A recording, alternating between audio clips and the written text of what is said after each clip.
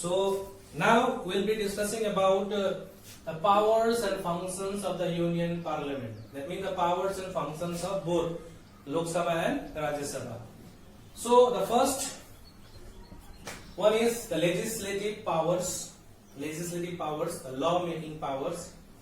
Both Lok Sabha and Rajya Sabha can make laws on the subjects mentioned in the Union list and the concurrent list. So what is this list? There are three types of list: Union list, state list and concurrent list. So whichever subjects are mentioned in Union list, like 97 subjects are mentioned in Union list, like defense, foreign affairs, communication, banking, railways, currency and many more. So altogether 97 subjects are there in Union list. Now state list is also there, that we will discuss later on. Now concurrent list, the subjects whichever are mentioned in the concurrent list, on those subjects state can also make laws and the Union Parliament can also make laws. Whenever there is a dispute in the laws passed by the state on the subject mentioned in the concurrent list, then the Union made laws will prevail. So that is all about the Union list and the concurrent list. Union list has 97 subjects. Concurrent list has got 47 subjects. So concurrent list subjects like education, wildlife, marriage, electricity, forest, and this way many more. So here is the list I have given over here. Union list, concurrent state list and the concurrent list. You can go through this chart which I have given over here. Discuss about legislative powers. Now look, there are two types of bill. First one is ordinary bill and the second one is called the money bill. That means before being made into an act, all those are known as bill. So ordinary bills can be introduced in either house. It can be introduced in Lok Sabha also, it can be introduced in Rajya Sabha also. So once the ordinary bills are introduced in Lok Sabha, after going through first reading, second reading, after getting it passed from Lok Sabha, it is sent to Rajya Sabha. So Rajya Sabha again will go through the detailed study, whatever are left out, flaws and all, any changes are to be made, they will send it back to Lok Sabha again. So they will do it properly, they will go through it, check it properly, amendments if it is required, they will do it. So once it is passed from both the houses, that is Lok Sabha and Rajya Sabha, the bill will be sent to the president. Bill will be sent to the president for the president assent, signature. So once the bill is authenticated or signed by the president, it becomes an act. It becomes the law for the country. So bills are introduced in Lok Sabha or else in Rajya Sabha after going through the process of first reading, second reading and third reading. Once it is passed by Lok Sabha as well as Rajya Sabha, it is sent to the president for his assent. So if president is quite satisfied with the bill sent to him, then he will pass it. If he thinks that certain things are to be changed or rectifications are to be done, then he can send back the bill back to Lok Sabha or the originating house of the bill. So once again, Lok Sabha, Rajya Sabha will do the whole proceeding in a similar manner that has been done like before, will be sent back to the president once again. This way the ordinary bills are passed. So apart from legislative powers, one more is there, that is money bill is there. Money bill also comes under legislative powers. So money bill cannot be introduced in Rajya Sabha. Money bill is only introduced in Lok Sabha. The financial powers of the Union Parliament. So regarding the financial power, Lok Sabha is more powerful. Money bill, that is the bill concerned with taxes, revenue and the expenditure of the government, can only be introduced in Lok Sabha, not in Rajya Sabha. The money bill cannot be introduced in Rajya Sabha. Other ordinary bills can be introduced, but the money bill cannot be introduced. Money bill can only be introduced in Lok Sabha. So as I told you, the function of Union Parliament, So which means the function of both Lok Sabha and Rajya Sabha, both are the two houses of the Union Parliament. So regarding money bill, Rajya Sabha has nothing to do.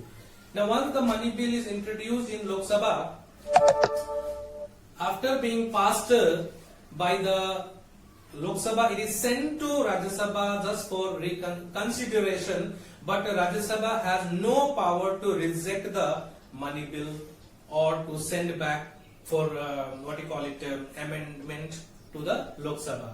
So Rajya Sabha can keep the bill for 14 days, and after that, if they don't return also, it will be considered as being passed by Rajya Sabha as well as the Lok Sabha, and that money bill will be sent to the President, and President will sign it, and that will become an act. So this is how the financial power is like. Now the next one is the executive powers. The executive powers is in the hand of the Prime Minister and the Council of Ministers. Those who are given ministries, they are the executives, and they are the one who has exclusive executive powers. So, Prime Minister of a country, he can take any decisions, and the ministers in charge of the different ministries like Finance Ministry, Defense Ministry, Foreign Affairs, Communication, so they can decide what is best for their ministry. So they have the exclusive powers, and that is why the executive powers are in the hands of the Prime Minister and the Council of Ministers. Now, apart from this, we need to discuss about how does Parliament control over the executives. So executive means Prime Minister, the Council of Ministers are there. So is there any control over them by the Lok Sabha? Lok Sabha means all the members of the House, that is 545 members are the member of Lok Sabha. So only a part of Lok Sabha, those who have formed the government, the majority party who have formed the government, they are the one.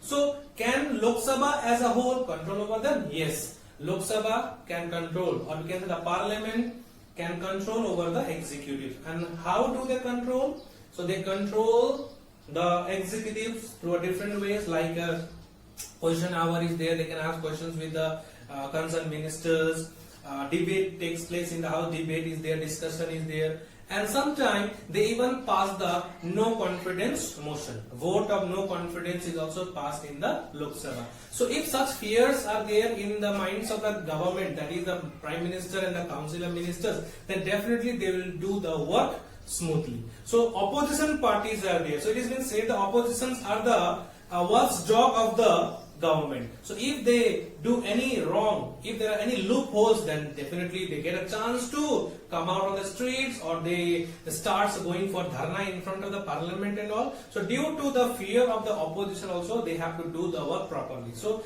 this is how the executives are controlled by the member of Lok Sabha, especially by the member of the opposition parties. So this is how they are controlled. Debate is there, discussion is there, question hour is there, and sometimes the vote of no confidence is also passed. These are the methods to which the members of Lok Sabha controls over the executive.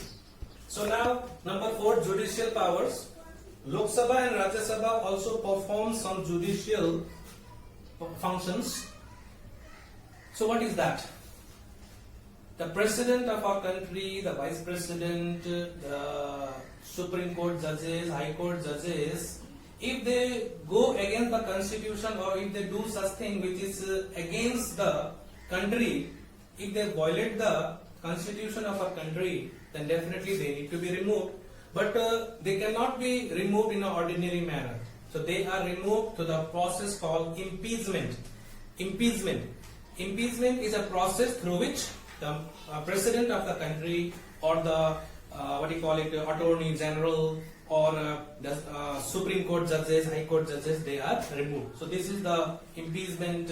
What is called impeachment? It is mentioned over here, so you can go through it. Now, so judicial powers. So impeachment. So Lok Sabha and Rajya Sabha, they both have the power to remove the President of the country or the Supreme Court judges if they go against the Constitution. So how it is done? If Lok Sabha imposes an allegation on the President, then Rajya Sabha will investigate it. If Rajya Sabha imposes an allegation on the President, then Lok Sabha will investigate it. So it goes on vice versa. And during the entire process, President also is present in the Lok Sabha, that he need to defend himself. He will be given chance to defend himself. So President is impeached through the process of called impeachment until proved misbehavior, or we can say they need to be proved. So whatever allegation is imposed upon the President, that need to be proved. If it is proved, then definitely he will be impeached. If not, then he cannot be removed. So this is the process called impeachment. The process through which the President of the country is impeached by the Lok Sabha and the Rajya Sabha, or we can say the Union Parliament, they impeaches the President. So this is about judicial powers. Now the last one, the electoral function of the Union Parliament, the elective functions.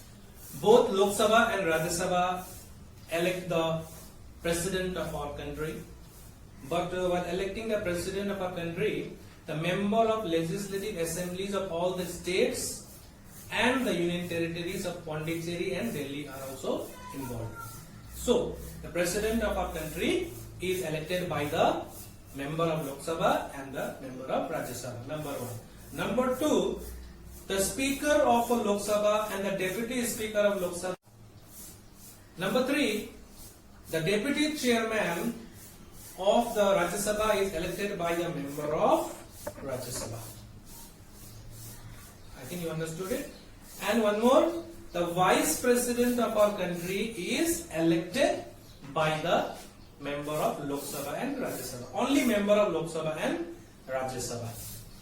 So, thus we have come to end of our class. We discussed today about the powers and functions of Rajya Sabha. We discussed about Rajya Sabha, the composition, the term, as well as all the various aspects of Rajya Sabha we have discussed. And at last we discussed about the powers and functions of the Union Parliament. Hope you all have understood it, and if you have not understood, you please go through this video again and again so that it will be clear to you all. And in the next class, I'll come back with a new topic that we'll discuss in the next class. Till then, take care, stay safe, stay healthy.